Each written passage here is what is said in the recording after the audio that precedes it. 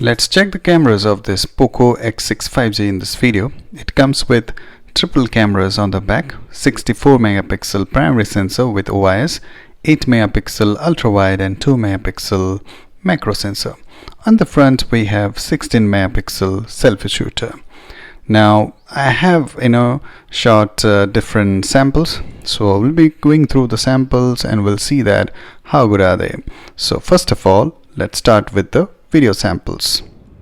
So here is a quick sample from the front camera, and it can record up to 1080p 60 fps videos.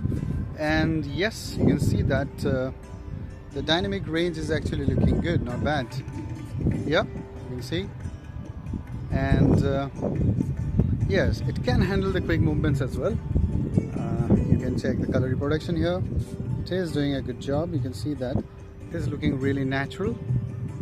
And I like the stabilization of this front camera. I'm working faster now. I'm taking the stairs. Still you can see that it can handle the movements quite well.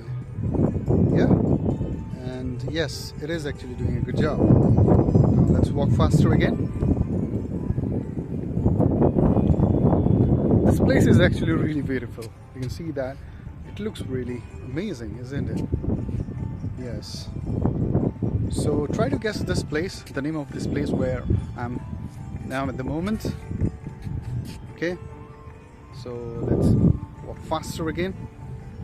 So I must say that the front camera is doing a good job, and it can record at 60 fps also, so you get a good quality video. And if you have a gimbal, then you can have better stable videos. Yeah, and the dynamic range is also good, not bad. So what do you think about it? Let me know in the comments. Here is a 1080p sample at 30 fps. It can record up to 4K, so we'll be checking that as well. So let's walk faster to check the stabilization. You can see that the stabilization is good actually, and yes, the dynamic range is also looking good, not bad. Yes, the quick shifts are not that smooth, but it is actually doing a good job. So now I'm working faster.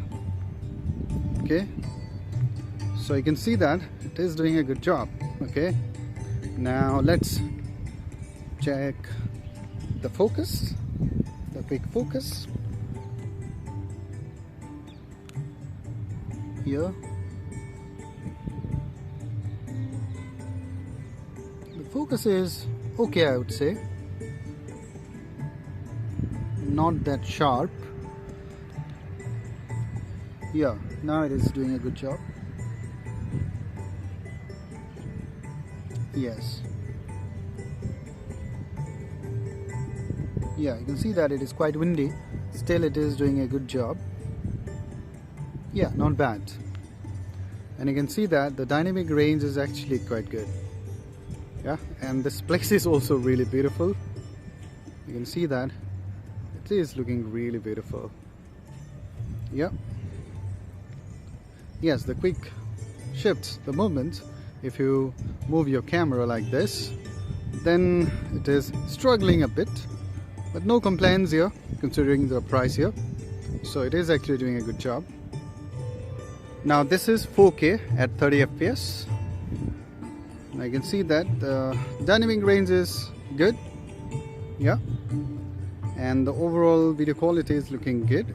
But as I told you, the quick movements, if you move your camera, then it is not that seamless. It is struggling a bit. Okay, now let's walk faster again to check the stabilization. And the stabilization is actually good, not bad. You can see that if I run now, I'm running, still it is doing a good job. Now let's check the focus again.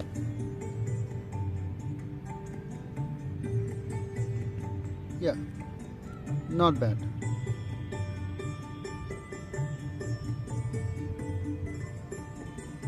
Yes, it is actually doing good. Yeah, it is not that great, but still it is quite good. Yeah, and you can see that the dynamic range is good. Yes, it is looking good. Yeah, it is looking good. So what do you think about it? Let me know in the comments. Yep. Let's check the stabilization again. Going down, taking the stairs. Still it is actually doing a good job. Yep. So yes, the video quality is quite acceptable considering the price. Yep. Now let's check on the still images. So first of all, let's start with some indoor selfies. The overall image quality is looking okay, not that great, because if you observe carefully, it fails to capture details.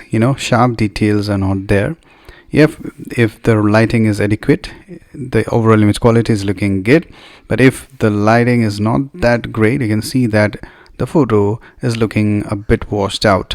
Good thing is that color accuracy is there.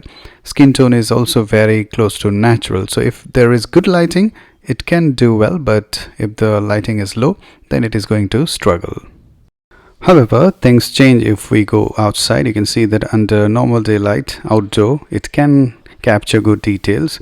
And I like the fact that it has color consistency. In most of the photos, the colors, they look similar. And the dynamic range is also looking good. If you check the background, the sky, they are well exposed. So if there is good light, then it can capture good looking image. And also another good thing is that the skin tone, they're looking very natural. Yes, only problem is that it struggles to handle sharp exposure. Here you can see that. So if you're outdoor and if there is good lighting, the selfie shooter does the job good. Yep. Next, the portrait shots. The front camera is actually doing a good job. If you're in normal daylight, you can see that the image quality is actually looking good.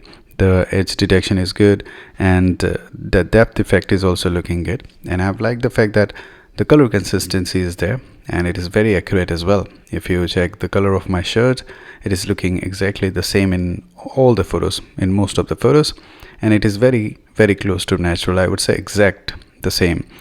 Next, yes, the depth effect is good, but yes, if it is a bit of challenging light, then it is struggling a bit. Otherwise, the image quality is actually good. And if we switch to rear camera, detailing is better than the front camera, obviously. Edge detection, no significant difference, but yes, there is a bit of better fine detailing you can see here if the lighting is really good. And as I told you, the color consistency is there. Most of the time it is actually doing a good job. But yes, as the lighting gets a bit dim or low, then it is struggling. Here again, sharp lighting from behind, so it is struggling.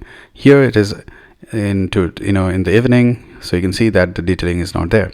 And if we take non-human object, here you can see that if the object is not moving, and if your hands are steady, then you can capture good looking images. But if the objects are moving, like the flowers, windy, then it is struggling.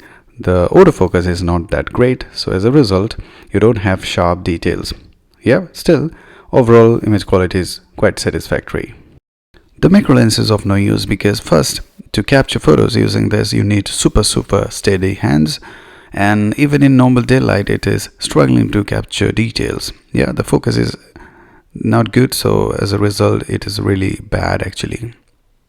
When it comes to HDR photos, the photos on the phone, it may look good, but if you check it on the screen, then you will realize that the dynamic range is okay. The different shades, the shadows, it can capture. But the detailing is not good, and the sharpness is missing as well. As a result, they look a bit dull, I would say. So if you like details, then this is something that you may not like. But still, the color accuracy is there. The color reproduction is actually looking good. In terms of detailing, it is struggling. When it comes to wide angle lens, the problem remains the same. It fails to capture details. Even it is not as good as if you compare it with the normal lens when it comes to HDR. It is not doing that good. But it is quite normal with wide angle lens. But I was expecting better performance, but it is quite average, I would say. But still, you can use it. On the phone, the photos look okay. If you don't check them on other screen, and if you don't zoom, then it looks okay, you can use it, but it is quite average, I would say. Yep, the wide angle lens. So finally, let's talk about the night photography. It is actually quite average, and I was not surprised to say this because, as I told you, even in normal daylight it fails to capture fine details, both the front and the rear camera. So here you can see that the front camera is struggling a lot. If there is adequate light, you can use it actually, but you can see that the noise reduction is quite poor, and it fails to capture details if the light is not there. You can see that it is struggling to handle the exposure as well, so it is actually quite poor. Now if you check the rear photos, here you can see that it is better than the front camera, but still I would say that noise reduction is quite poor.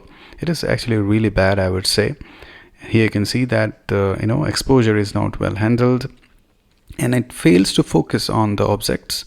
As a result, details, they're not visible. You can use it, but it is actually quite average, I would say. I must say that it is actually really bad when it comes to night photography. Here you can see that it really struggling to capture details. You can see that noise reduction is actually not there. Even if you use the night mode, it is actually quite poor. So I believe that after checking on the samples, you've got a good idea about the cameras of this device. Honestly, according to me, Poco, they haven't worked on the image processing, on this device, because the cameras are really average, I would say, particularly the still images. The video recording is okay, not bad actually, you can use it, but the still images, particularly if the lighting is a bit challenging, then it is struggling a lot. So I would say that if your topmost priority is camera, then you should avoid this one. But yes, if your topmost priority is raw performance, then this is a really good device, with really good display, sound and battery backup. So if you're not looking for a device with really good cameras, then this can be a good option. Otherwise, you should look for other devices. Like according to me, in this price range or even under 20,000, we have better camera phones like Samsung M34, then iQOO Z7 Pro. These are actually good options if your topmost priority is camera. Otherwise, in terms of performance, it is actually really good. So this is my opinion. What do you think about it? Let me in the comments. And if you end up liking my videos, then don't forget to like, subscribe and share your thoughts in the comments. Cheers guys.